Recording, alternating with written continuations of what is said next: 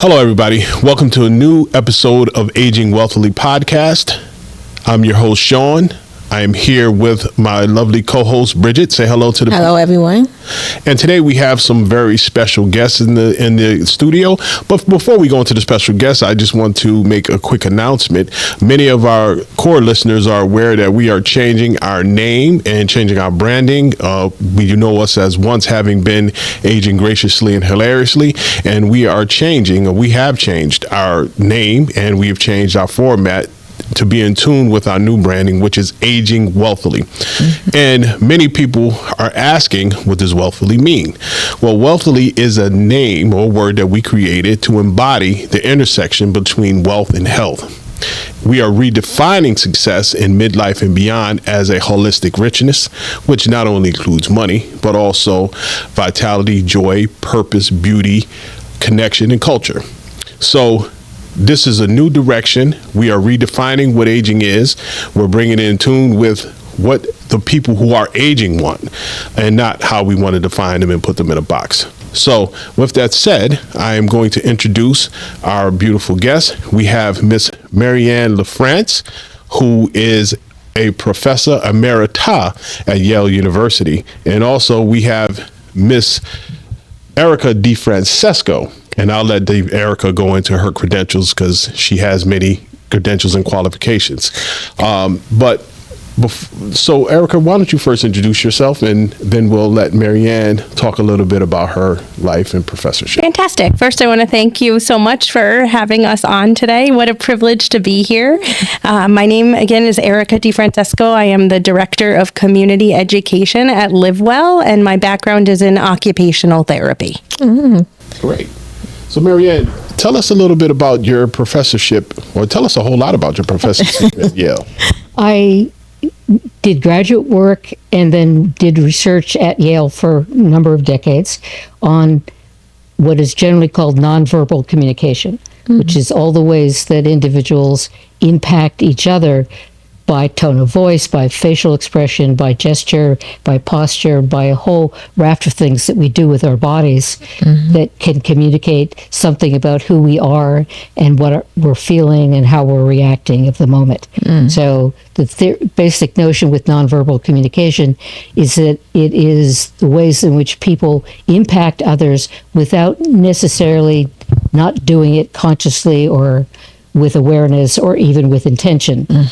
So it's a way of accessing what people may really be thinking by looking at what they do with themselves rather than what they are saying. Wow. Now, I heard a statistic once that said 85% of communication was nonverbal. That's probably pretty close to what it is, depending on who's citing the statistics. There are those who think it basically, verbal communication, right now I am communicating in a variety of ways other than what it is that I'm saying.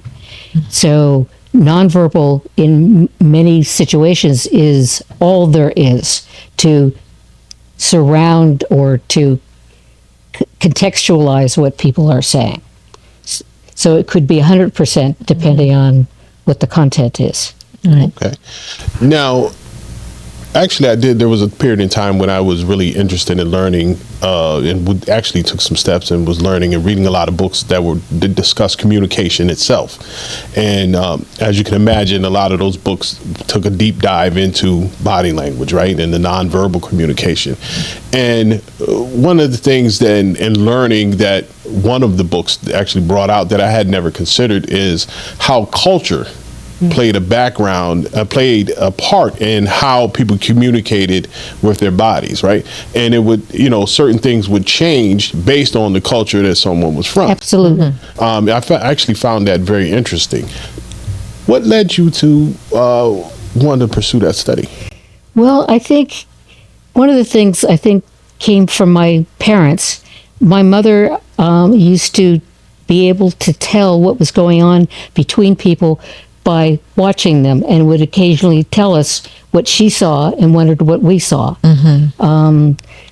I also grew up in English-speaking Canada, in which the ethnicities between French and English made a difference. There was conflict. There was considered prejudice on both sides.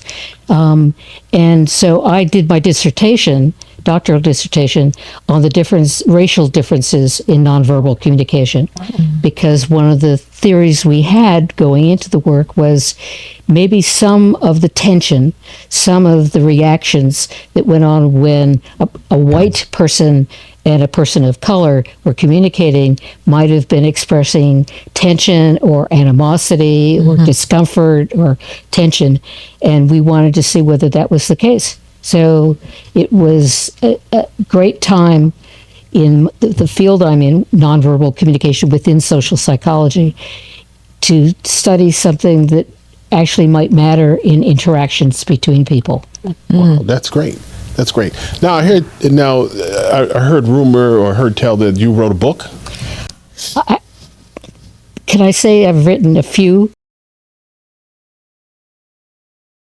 I apologize for that. That No, grandstanding of the first time. You know what? When you have your celebrity. background and your credentials, it's not grandstanding. It's just telling about who you are. We want to know all of you. Well, the least scholarly, least research dense is my most recent book, which is called Why Smile, the subtitle of which is the nonverbal concomitants or aspects of what actually goes on in a smile. So there can be nice smiles and there can be contemptuous smiles and angry smiles. And so it was recognizing that culture makes a difference. Different cultures smile differently. Literally, with their faces, they smile differently. Wow. And different cultures have different reactions to how other people smile or don't. So people will say about... Sorry. No, go ahead. We'll say about that people from the Northern European countries don't smile at all. Well, Northern European countries think they smile just fine, thank you very much. But it's people from Southern countries that think they don't smile enough or they don't do it genuinely enough. So even in the United States, people from the Southern states wonder why New Englanders are so glum all the time. New Englanders don't think of ourselves as glum, but we're from the North, which means you smile less than people who are from the South. Wow. You know, I never even considered, even thought about it in that light. That's amazing. So there's a statistic, and I can't remember the statistics off my head, but it talked about how people who actually smile more are healthier. Is there any validity to that? Well, the thing that's interesting about it is there's some validity, but the question is why, if that relationship holds. Some argue that the reason why people who smile more do better in life, in a lot of ways, both health and wealth. But they has to do with the fact that smile tends to elicit from other people warmth and generosity and attention. And if you're getting a lot of warmth in your life, more so than someone who doesn't smile, it may be very well that you turn out to have a happier life because things are going better for you. They're going better because other people are responding to you in ways that help you be happier. Oh, wow. Yeah. So in essence, then, by smiling, you're putting out an energy and it attracts. Exactly. Wow. Exactly right. Oh, wow. Well put. Yes. You know, Look around all day I'm like not this. a person that smiles much, but I have to make a serious effort to smile more because. I think you're doing pretty well. Oh, thank you. Thank you. So, and now that was you said that was the least research intensive book that you've written. Right. The others have been scholarly, research-oriented books describing particulars of doing research in this, because it's a kind of densely, methodologically based research study. So instead of just looking at a facial expression of, say, someone who's in an argument with someone else, what we try to do is get the minutia of facial expression. So there are muscles that control the eyelids, the lower eyelid, the upper eyelid, the nostrils, even the corners of the mouth when you smile, how high or how low they are. So it takes hours and hours looking at film and video of facial expressions as they occur in natural circumstances. So part of it is the methodology, but part of it is then to look at cultural, racial. We also study things like kids who are born without the ability to smile, and how does that affect their relationships with their moms. Wow. We've looked at people in different circumstances in which they are trying to impress someone with their honesty and their truthfulness, but in fact, there's some feeling that maybe they're not exactly as truthful and honest as they would claim to be. So we have to figure out what they normally do and what they're doing when they're trying to deceive or trying to cover something. Wow. Okay. Wow, this is Now, I know that there's also instances of that there are people who are engaged in that type of study who they use to poll or juries for on trials. Absolutely. Wow. There is a whole discipline, a whole actually enterprise called scientific jury selection. And what the purveyors of the knowledge would say they have is that they look at what people's faces and tone of voice, other things as well, do when they're asked, do you think this person is telling the truth and the whole truth? And by what they say, you take it with a grain of salt. But how do they say it is the signs that may give someone away. wow. Amazing. That is amazing. So, Marianne, you're an incredibly interesting person. What was your life like prior to becoming professor at Yale? Like, what led up to you becoming a professor at Yale? I mean, to be a professor at Yale, I mean, to have that as a credential, that's an amazing accomplishment. That is, it's just incredible. I'm speechless by it. And just happy to be in the presence of someone Yes. who has a professorship there. But what led up to that? How did you land there? What was your life like? Well, always, I can remember from early on in life, I mean, people's ways of communicating did not seem to come down to what they were saying. I think it was from my parents, who were both very astute in reading other people. I used to say about my mom that her ability to tell what was going on between people was the wonder of my childhood, because we would be angry at somebody for something probably trivial or absolutely immaterial, and she would say, "But why do you think that? What are you paying attention to? Why do you care about that particular thing?" So she wasn't as obsessive as my describing her as being, but I learned from her to pay attention.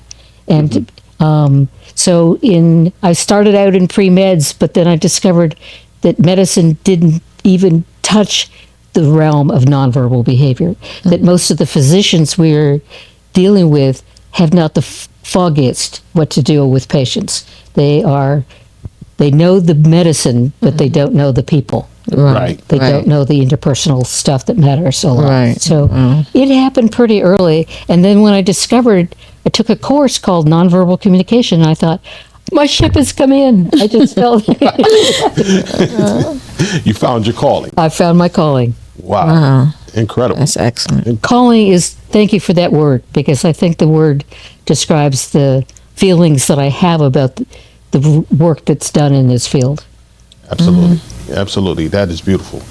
So, Erica, tell us a little bit about what you do on a day-to-day. Yes, so I work for an organization called Live Well, and it's a nonprofit organization, and it is focused primarily on cognitive health. And so we work with individuals who have diagnoses of mild cognitive impairment all the way through different stages of dementia.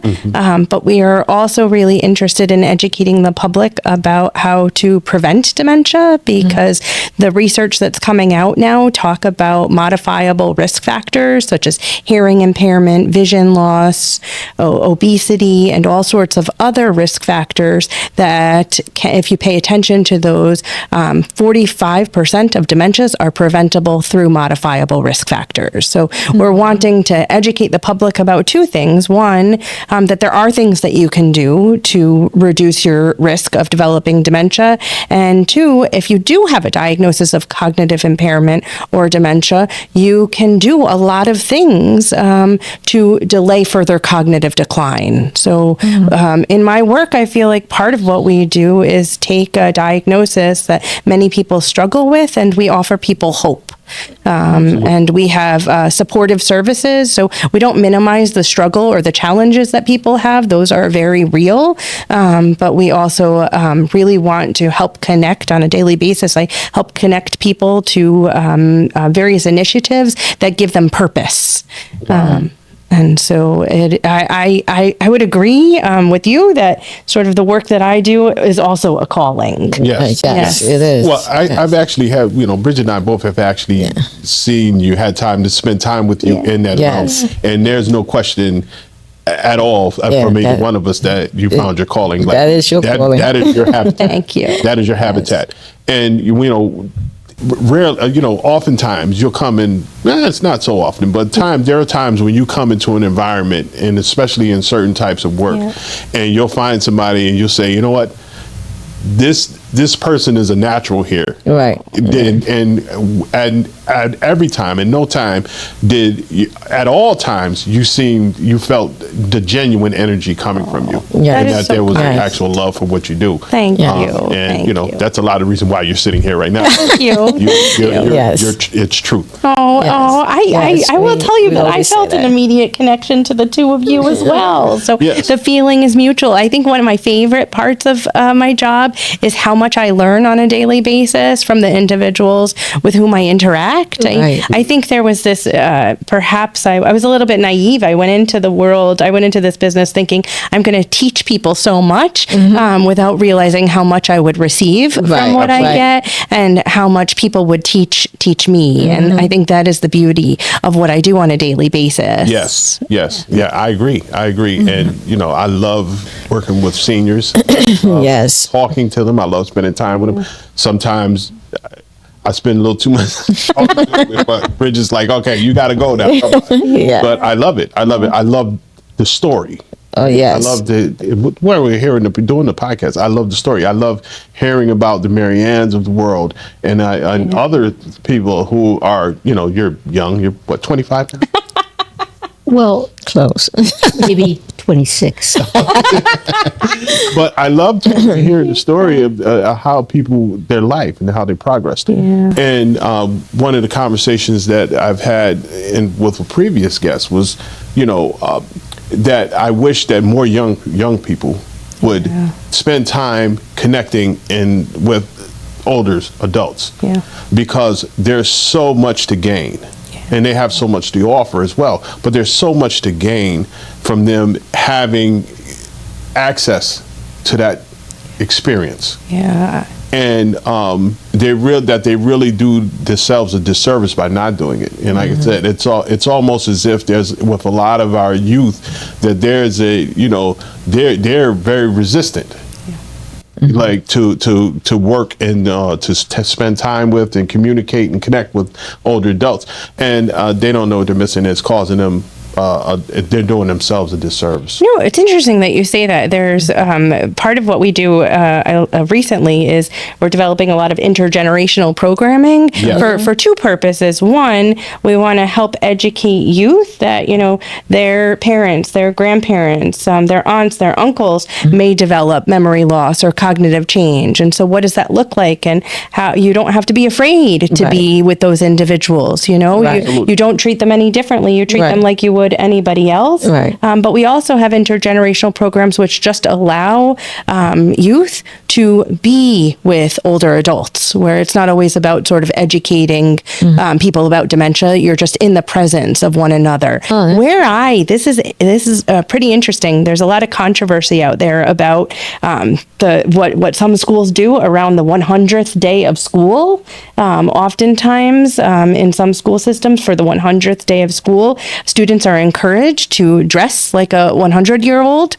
And what you will see in many schools is that they're bringing in walkers. Right. They are, wearing sort of white wigs. There's wrinkles painted on them. Right. So, but people are really struggling with that concept because what they're focusing on is the decline and the changes in appearance, and not necessarily the gifts and how much we can learn from our elders. Absolutely. Yes. Absolutely. And we're living in a great time.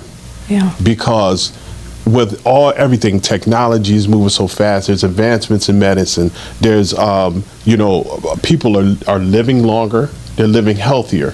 So the time is now where, and this is part of what we're doing with our show and our podcast, is the time is now. We're here to eradicate those outdated ideals and beliefs about aging as decline. You know what? Forget about that. It's time to usher in a new age of growth and empowerment. Because that's what this is. People, seniors, even not even seniors, but, our target audience is those 35 and above, with the hope that we can get the ones younger to come in and join us.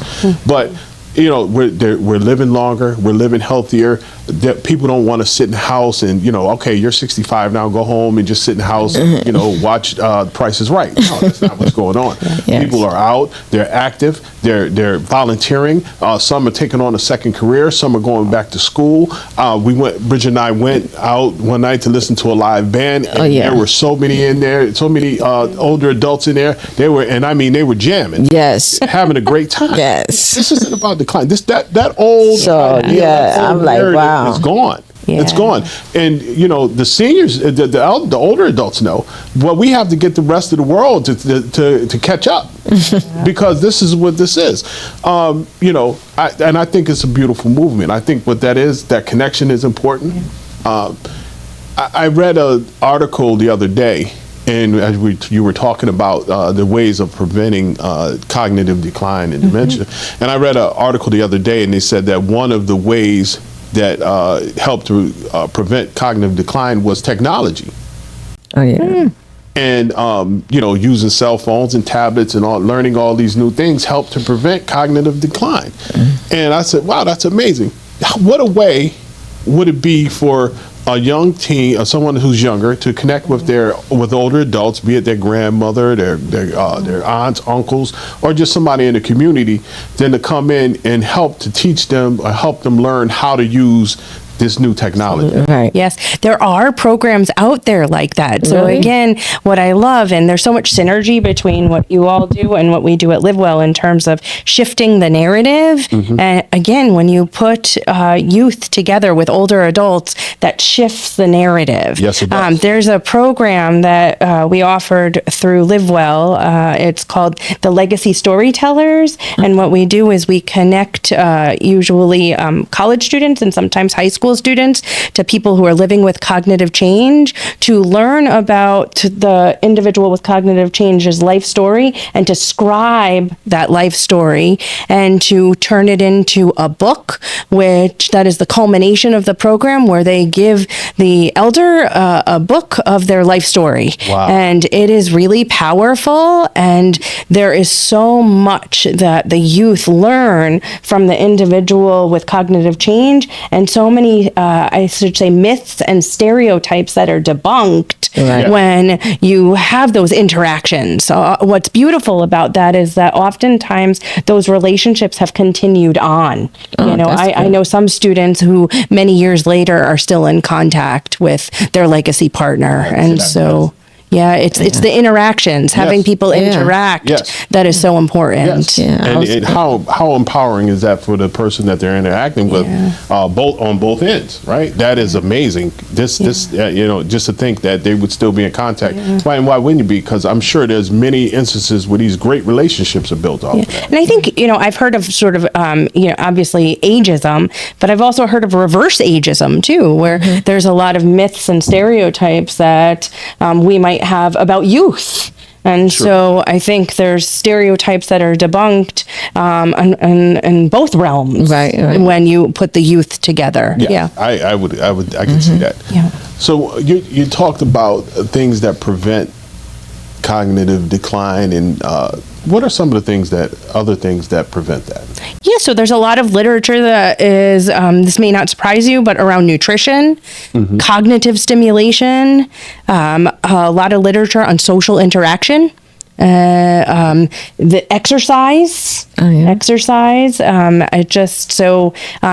this may or may not surprise you, but there's a strong correlation between sleep hygiene and how a person sleeps and their brain health. That's getting a lot more traction now as well. So really, those are some that are coming full surface. Oh, great.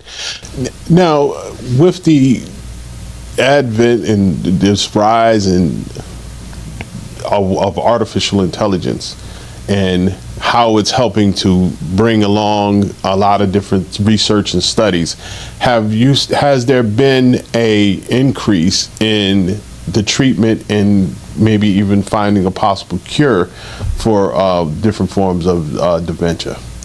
I think it's interesting. I'm not sure I can speak to sort of the artificial intelligence, but they have come a long way in terms of treatments. There are newer medications that are coming out. So in terms of pharmacological interventions, there is a lot more promise. Yes.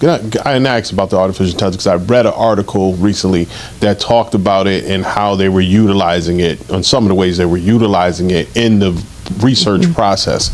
And just not with just even that, but there are other diagnoses and other illnesses that they've been using it and getting some pretty good results from that. And it's like really ramping up how, the process and the speed in which they're coming to these new findings and new, possibilities. I think it's a both and. I mean, pharmacological interventions are incredibly important. And what they're finding about most medications is that they can delay cognitive decline. But it's equally as important to engage in the non-pharmacological interventions. I agree. I think, absolutely. Yes. Because those same things can be equally as effective. Absolutely. And it's, think about it, it's like we're human beings and there's so many parts to us, right? Yeah. And so many things that we need, if we can bring them together in harmony, how much of a better, healthier person we can be. I think it's and we're seeing some stories, which is pretty interesting, some testimonials from people who have had a diagnosis of cognitive change or dementia for a few years, and they've recently gone to their physician, and because of the medications and the programs that they're participating in, their cognition is improving. So I think that is another myth when it comes to dementia, that it's just a downward slope and it's all a decline. No, there are things that you can do that can not only delay cognitive decline, but can potentially improve cognition. Wow, that's good to hear. And that is beautiful to hear, because you often hear about being able to delay it, but rarely ever do you hear anybody talking about they being able to improve it. Right. Yeah. Right. Usually, the stigma is that once it's there, it's it's all downhill. Yeah. Right. That you don't think about it. So you're trying to hold on to what you have for as long as possible. Yeah. But you rarely have I heard anyone ever speak of improving it. Right. Absolutely. Yes. Absolutely. If I could intercede on this part, I agree everything that Erica is talking about.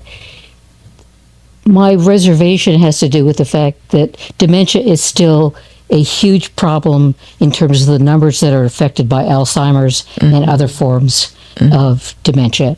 And what I would not want the message to be taken away from this is that just do the following three things and you will never have a problem with dementia. The problem is then it ends up blaming those people who don't show improvement or don't show basically that they're thriving. They may not be thriving in the typical way that we think of people who are getting older will or will not thrive. So I could not agree more with the fact that there are precursors and factors and antecedents to people maybe holding off certain more extreme forms of dementia. But I worry that people who don't show improvement will be blamed for not showing the improvement. That is, that there are lots of people, there are millions of people in the United States of America as we speak who have forms of dementia. And they don't get the pharmacology, they don't get the nutrition, they don't get the exercise, they don't get the new opportunities to learn new things. Right. And even if they did, it's not a guarantee that these things, this is the normal way of pharmacological intervention, which is we can cure it all. We can deal with it. We can manage it all. And if there are problems, it's with the people who are affected, not necessarily with what we're trying to offer them. I love that. And I'm so grateful you brought that up, because I guess the question that I have is how are we defining what improvement means? Right. Because I think, maybe I was defining it as sort of improvement on cognitive scores, but that's not the case. I see people improving in terms of their acceptance journey. Right. I am now more accepting of having a diagnosis that can be sort of an improvement. I see people engaging more in meaningful activities. So I really love that. It's like, how are we defining what improvement actually means? And it's not just a single score on any given cognitive test. Absolutely. But it's partly, I think, that we have a really narrow conception of what it means to be thriving. Yeah. And I think the dimension is often a very cognitive laden concept, as you say. Yeah. And the problem is that we have a kind of limited sense of what it means to be doing well with my life, with your life, and that means learning new things. That doesn't necessarily mean that your cognition has changed, but you are now learning and having the experience of learning something new, which can be exhilarating.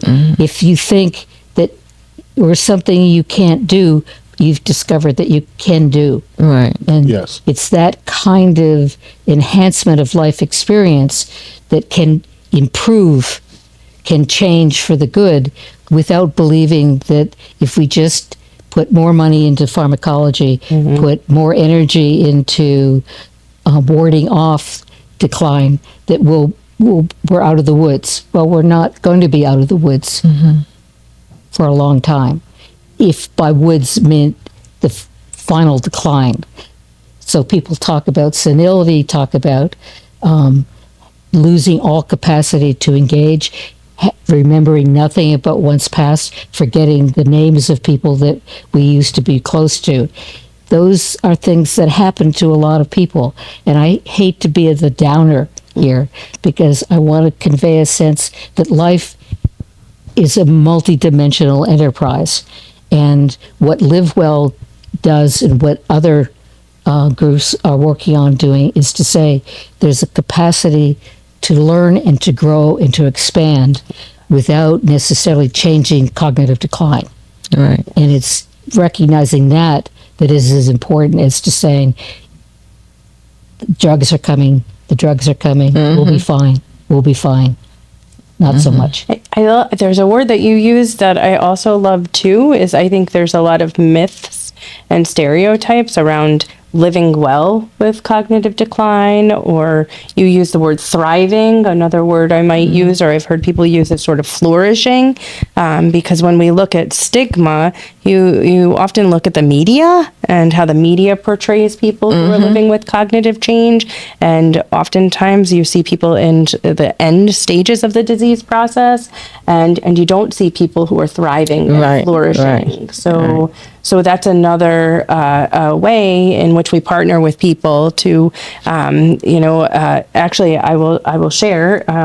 Marianne took a course with me, and her wife Megan took a resilient living education course, which is about sort of what living well with dementia means and resilience. Right. And as soon as I heard her credentials and her background and met her, within 5 minutes, I said, "This is a woman that I need to partner with, that I need to bring into my world." And now Marianne co-facilitates the Resilient Living Education series with me. She teaches that class with me, and it has never been richer than when you partner with me. Well, two things. One is you cannot say no to Erica. People came to me and said, get out of her sight. Or else it's over. You're done for. That's it. But one of the things that's really interesting about what we have with each other is that I've been diagnosed with dementia, vascular dementia, which is due to heart kinds of things. That is a factor of my health status, but teaching with Erica is also a factor of my life now, and the teaching is exhilarating. Yeah. So just when I thought my life was kind of, well, over because I was about to retire from Yale, and retiring from Yale seemed to be a catastrophic outcome for my future, I now realize, no, I can still do it. And I'm still doing it. Yes, So, that's Wow. good. And one of the things you've done, which has been beautiful about the course, that used to be 5 sessions in the series. Do you want to share? Since you go ahead. Well, you've added a 6th session, and it's on optimism and resilience, and what does it mean to be optimistic in the face of living with a diagnosis, or being a care partner who's caring for somebody, or partnering in care Right. with somebody who's living with cognitive change. I think, people are like, really? Dementia, optimism, and so I'm curious, why do you think that was, and I think it was an incredible addition to the series, but why do you think that was a great addition to the series? well, I think one of the things is the finding, and it's a very strong finding, and it's been replicated now lots of times, is that there is a very strong correlation between the degree to which people live and feel optimistic and the degree to which they will survive longer.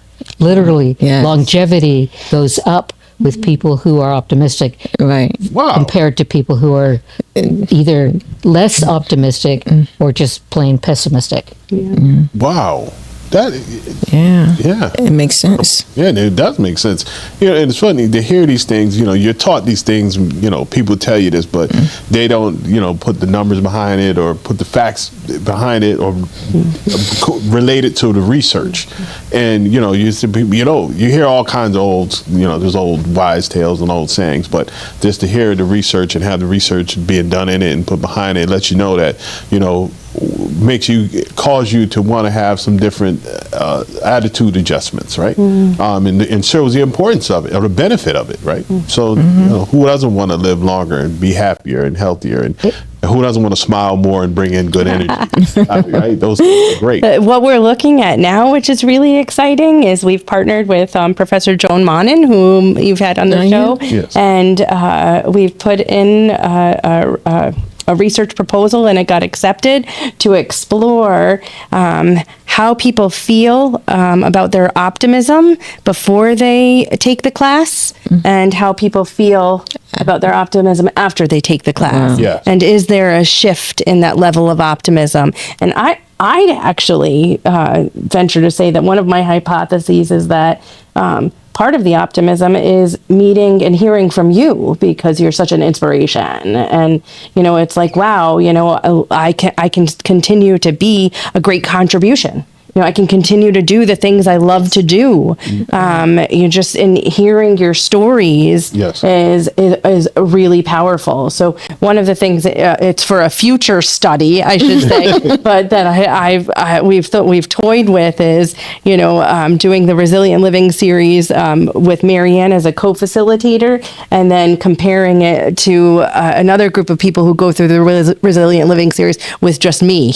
And my hypothesis would be that it would be far more powerful to go through it with you. As good as I am, it'd still be good. We'd get some great outcomes, but the outcomes would be different. Well, I think I love the fact that you're talking about future research. Yeah. Because I know that I've caught a student in my web when they start talking about the next study. Yes. Well, you know what? It's funny that the teachers teach, right? You found a way to find your way right back into teaching, right? Right. And I imagine that's very fulfilling for you at this time. Oh, it is. Yes. I mean, I can't tell you how fulfilling it is. I mean, it's when people are saying different things or connecting with it or saying, you've said that, but I'm not sure I fully agree. Now let me tell you what I'm thinking. And so when people start telling you what they're thinking and how they're putting it together with what I'm teaching, it just is inspirational. Absolutely. Yeah. I would say I feel like we teach each other. We do. Yes, Right? yeah, We do, absolutely. When you get the energy of people at Live Well, which are personified with Erica, then you know that there's hope. Thank you. Wow. That is something we try to instill in other people that, because after, I guess I'd be curious, you talk about there is hope, but oftentimes upon hearing a diagnosis or receiving the diagnosis of dementia, my understanding from the people whom I've met is it can be hard in that moment to feel hopeful. Right. And I wonder if you might be able to describe sort of your experience of after Absolutely. you received the diagnosis and, whether you were hopeful or not. When I got the diagnosis, it had to be a mistake. There was somebody picked the wrong form or jotted my name down, misspelled my name or something like that. It turned out it was true. I do have a diagnosis of vascular dementia. My first reaction was, how can I, who've lived my life of the mind, of teaching and research and thinking and problem solving in a cognitive way, I can't possibly. Then I got depressed. I went to a state of, not only could I not drive anymore because the state doesn't allow me to drive with this diagnosis, but it now seemed that all kinds of possibilities were closed off to me because that's what I know how to do, knew how to think. It turned out that depression lasted a very short period of time because I started to think and respond. I found Live Well. And God bless. well, I would say that it found me. And in so doing, I realized that there were so many other things I could do and think and be that were not wrapped up in being a professor. Yeah. Yes. Yeah, it's interesting because when we talk about stigma, and I don't know the technical terms for it, but I think of sort of stigma and the beliefs and attitudes that the public have.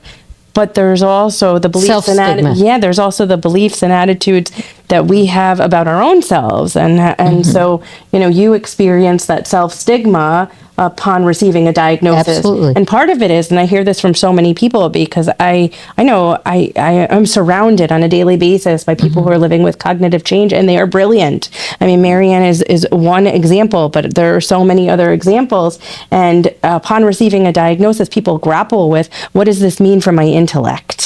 Right. What does this mean? I consider myself a smart person. Now I have a diagnosis of dementia. Does that change that? Right, People right. start to grapple with can those. see. And I hear that you were almost Absolutely. grappling with that too. As an Absolutely. academic, what does that mean for me and sort of my academia? Right.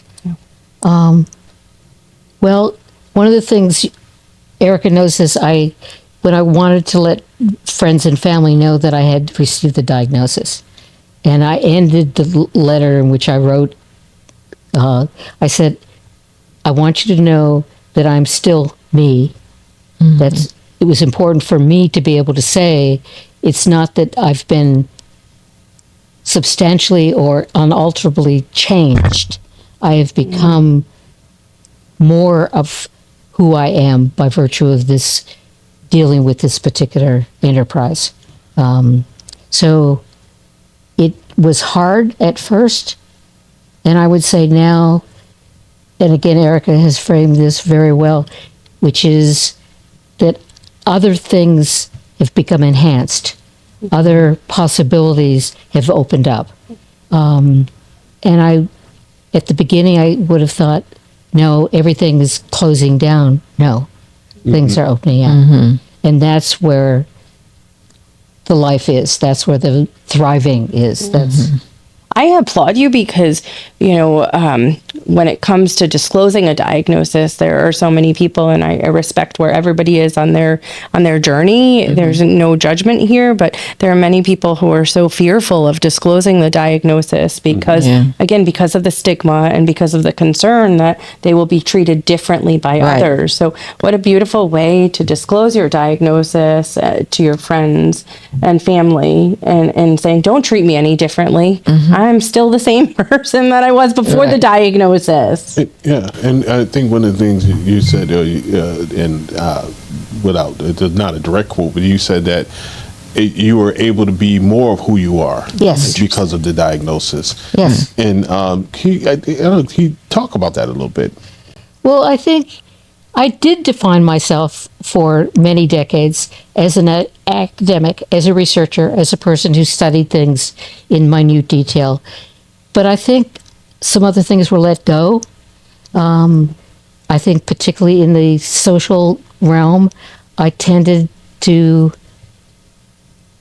think that relationships were more secondary. I made time for them when I was not working. And the working became the first thing that I thought about. I mean, when I woke up in the morning or in the middle of the night, I was working. I'm not working all the time now, which means that I actually have some time to relate to people and get to know people at a deeper level than I think I've done before. So this is new. What you're getting is brand new, hot off the press. We had an exclusive. Nice. So, give me one stigma or one stereotype as it surrounds dementia that you would like to see erased. I think that it's inevitable decline. That no matter what the diagnosis is, once it's there, there is only downhill. There is only more deterioration, more loss of function, more inability to think, to remember. So it's just not the case that there is this downhill thing. But I think that really keeps people both self-stigmatizing. I think that's what I was worrying about, is that I thought that people appreciated me because I was a wise guy. You know, and maybe I wasn't going to be a wise guy. Well, you definitely dispelled that.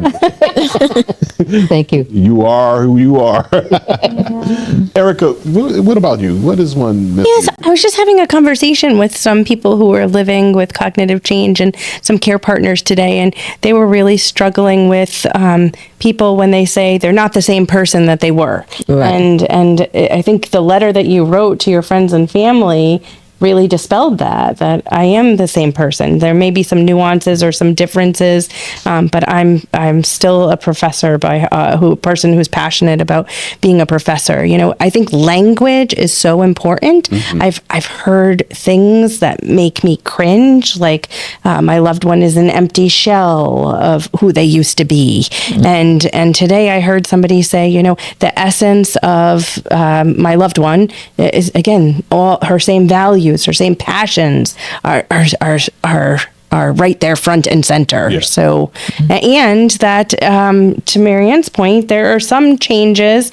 It's about change. It's not that the person is unchanged. I'm not suggesting that, but some changes people are sharing are for the better. It's not all about negative change. Right. I've actually heard that people share in spousal relationships that their relationship has gotten closer because of the diagnosis. I've heard people say, you know, I appreciate every day in a different way. Right, I'm more grateful for every day that I have because of the diagnosis. Right. And so I would argue that a person is still the same person regardless of the diagnosis. Now, Marianne, do you feel like your relationships have enhanced and grown since the diagnosis and become stronger? Absolutely. My relationship with my wife, we've been together 30 years. Wow. Wow. And in 30 years, there's been some settling into some patterns that are not exactly benefiting both of us at the same time. That is no longer the case. We are. I just love her to bits. I can't believe my good fortune that I have her in my life as my spouse. Wow. And I think I would have said things that are sort of similar to that, but didn't have the feeling that they now have. It's a sense of good fortune. Right. I would have said that a year ago. No, wrong script. Get a new writer. Wow. Well, that's great. Yeah. I think so. Just for our listeners, that I purposely didn't reveal the topic at the beginning of the discussion because I wanted everyone to get to know you a little bit before they found out or before you shared with them your diagnosis, if you chose to share it with them, because it's certainly your right.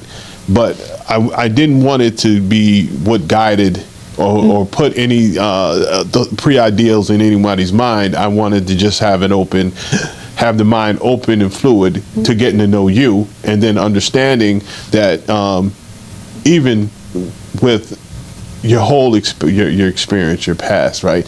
Everything you've learned, being a professor, writing books, dementia in all its forms doesn't discriminate, right? And that it's, though there's no one thing that we're going to say that's going to prevent you from getting it. Right, but there are, as we said, there are some things you can do that can, improve your chances, right? And if you are someone who is living with it, then there are things you can do that can help you along this path and along this journey. Didn't want to destroy any of that, but now that you shared what it is that you're experiencing, some of what you're experiencing, I think that the information is extremely important. Yes. And Erica, why don't you share with our listeners a little bit about, or some more about Live Well and what the programs are and how, if they have someone who needs help, they can get in touch. Yeah, absolutely. I'd be thrilled to. So we do have a residential side to our organization. So there are individuals who reside at Live Well. However, we have a very robust suite of community programs, many of which can be accessed for free because, again, we are a nonprofit organization. And so some of the resources that people can take advantage of are support groups. We offer support groups both for care partners, but then we have separate support groups for individuals who are living with cognitive change. Those can be accessed virtually, which is exciting for people who have access to a computer. We offer occupational therapy services that are very individualized. And if you're in our catchment area, our occupational therapists will visit with individuals in their home and they look at what are you struggling with? Are you struggling with hygiene? Are you struggling with memory? Are you struggling with sleep? And we will work with you around sort of compensatory strategies for anything that you're struggling with. And the beautiful thing about occupational therapy services is it is not just for the individual living with cognitive change, but it is also for the care partner. Right. And in many instances, occupational therapy services are covered by Medicare Part B. So a lot of people take advantage of that. We have a resilient living center, which has robust programs. And I think we're very different than the typical adult day center. We even struggle with that language, adult day center. It sounds like, it is a daycare. That is not what we are. I think we're probably more analogous to a college campus where you can come and there's a lot more choice in terms of the classes that you can take, and they're all around brain health. So we have ceramics classes that are taught by professional ceramicists. We have a program called cognitive stimulation therapy. We have a program for people with early brain changes that is called a healthy brain track, where they come on Thursdays. We have a cohort of about 8 people right now, and they begin with a healthy cooking class, followed by lunch, healthy, followed by a cognitive stimulation therapy class, followed by exercise, because the evidence is that all of those things can help with cognition. So we have a beautiful music therapist by the name of Shannon, who runs a drum circle, a song circle, and a glee club, because there's so much literature around music. We have a horticulture therapist who's wonderful, who runs all sorts of gardening groups called Nature's Canvas. So this past semester, which went from June to May, I think we offered 53 programs between our virtual programs and our in-person programs. So there's something for everyone. Yes, these guys are very busy. Yes. We are busy. They're busy. Great. We are busy. Yes. One of the things I really enjoyed, I really liked when we toured it, was that how it's such an inclusive environment. Yes. And you had people. There were people who were actually working and some who individuals had cognitive, were experiencing cognitive change. Yes. Yeah. And they were actually working in the cafeteria and in different parts of the building. Absolutely. Yes. And Absolutely. it wasn't a situation where everybody was locked in. Right. It was more, free, and it was more activity. It was more a lot of the programs that you're talking about, and it was a lot to do, and gave people purpose. Yeah, I so many of our special events, and we also have our executive chef. His name is Sam, and he runs cooking classes every week. I think tonight there may be sort of a butchering meat class going on. Wow. But when you talk about inclusive, attending that class are people who are living with cognitive change, care partners, and people from the community. And you don't know who is who. Right. It's that we are really a destination and open to all, because it is about helping people who are living with cognitive change, but also promoting cognitive health. Right. We really, again, don't want to discriminate, and we want to be a space where everybody feels comfortable coming to. Absolutely. Yes. So I want you to tell me something, and what is it that helps to keep you grounded in this whole journey? Big one is my wife. She is just an enormously talented, funny, smart, giving, patient. Patience is hard. She has to deal with me. She grounds me in, it's a good word that you've introduced. She grounds me, I think, every day, is reminding me that I have a life that is enormously good to me. It's hard to imagine anything that could be other than good with that. Wow. Give me one thing, tell me one thing that you want the world to know about dementia. Thinking is one thing that humans do very well, but it's not the only thing they do very well. They also relate. They also have a capacity to acquire the world's richness that is there to be found. And the richness may not come down to thinking more clever thoughts or coming up with the answer to some huge problem. It's about taking in all around us. I mean, you two are examples of I'm richer for you both existing. I didn't know that when I walked in here. That's not a matter of problem solving. It's a matter of accepting and seeing, taking in.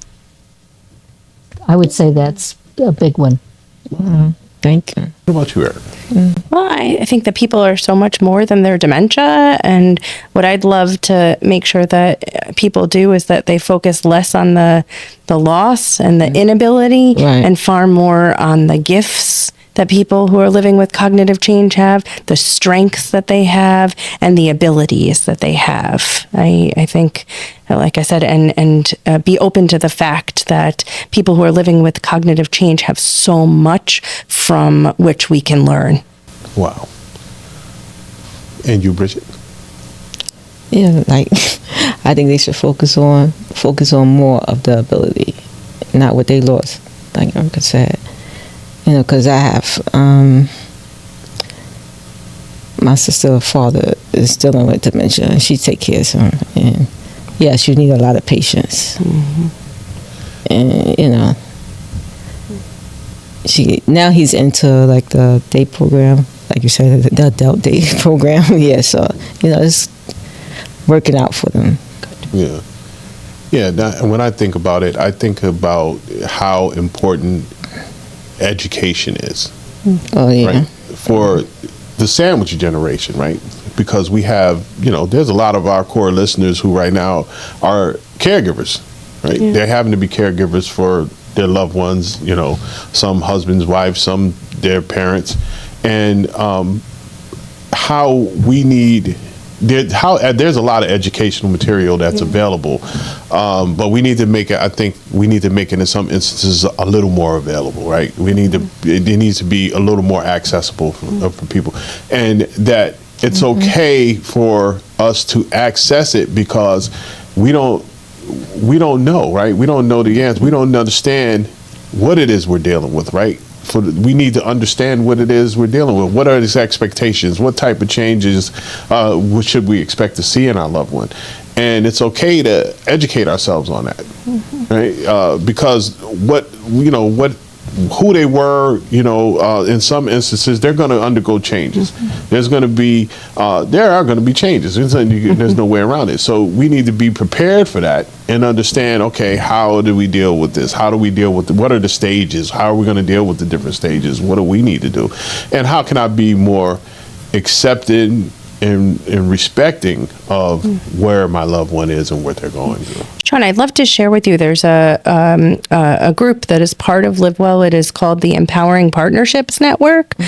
Shortened, it's the EPN, and we are really trying to create a global movement that is redefining what a life with dementia can be and look like. And it's about reducing stigma, changing the beliefs and the attitudes that people have around dementia. We have over 150 individuals who are part of the Empowering Partnerships Network. Marianne is part of it. Her wife Megan is part of it. And so really hoping to bring as many other people into the fold. It is about changing that narrative. Part of what we're looking at is what is dementia positive language? How do we want to be referred? How do we not want to be referred to? Right. The other day, people were struggling with sort of the concept of the long goodbye. Like, people really saying that's not, as a person who's living with cognitive change, it's very hard for me to hear, and that's not how I want to be referred. So like, we're looking at language and how to help shape language and teach people in the public what language to use when you're referring to people who are living with cognitive change. And another thing is we're currently in the process of formalizing a speakers bureau. We have, Marianne is here to share her story, and it's a really powerful one. We have several other people who are wanting to share their stories, and each story is so unique. So really looking to get out there and share a lot of the stories, because there are so many stories that need to be told. So, Yes. So wanted to share that. Oh, too. great! And we have a platform that is for sharing stories like that. So yes, let's make some things happen. Yeah. I look forward to that. So, Marianne, do you have any remarks you would like to make in closing? I'm glad that you have this podcast.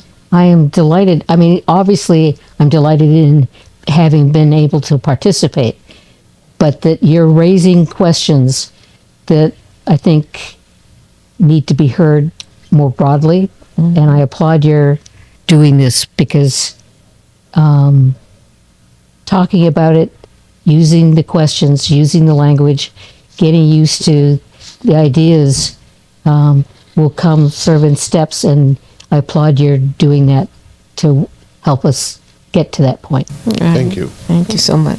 Erica, would you have any closing remarks? Yeah, just what a privilege and an honor to be here with you and to have this podcast as a platform through which we can continue to shift that narrative and show that people can live well and thrive and flourish despite any struggles and challenges that they have with a diagnosis of cognitive change. Great, thank you. So we thank both of you for coming. Yes. And being here and being a part of this episode. We love to have you back. We have to have you back. Yes, We it was absolutely really have to have you. Okay. Come back. Yes. yes, it was Yeah. a pleasure. So this concludes our episode of Aging Wealthily podcast.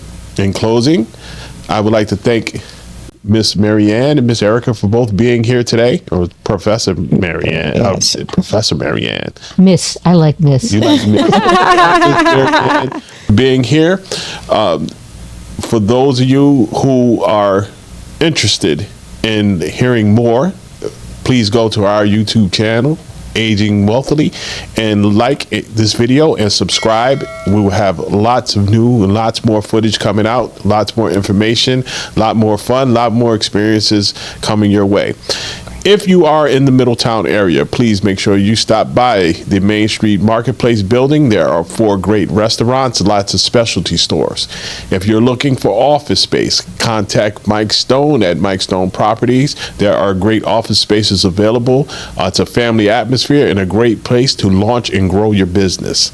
If you have someone who is suffering with cognitive issues or cognitive decline, make sure you give Live Well a call and ask for Erica DeFrancesco. You got it. And there are some, as you heard her speak about today, there are some wonderful programs that are available there. There will be links down in the notes of this podcast. This podcast has been sponsored by A Touch of Love Home Care, where we put compassion in every action, love in every touch. If you have any people or any relatives who are suffering with cognitive decline or other ailments, and they want to remain at home, make sure you call A Touch of Love Home Care at 203-927-7543. Thank you for joining us, and we look forward to seeing you again on our next episode. Have a great day.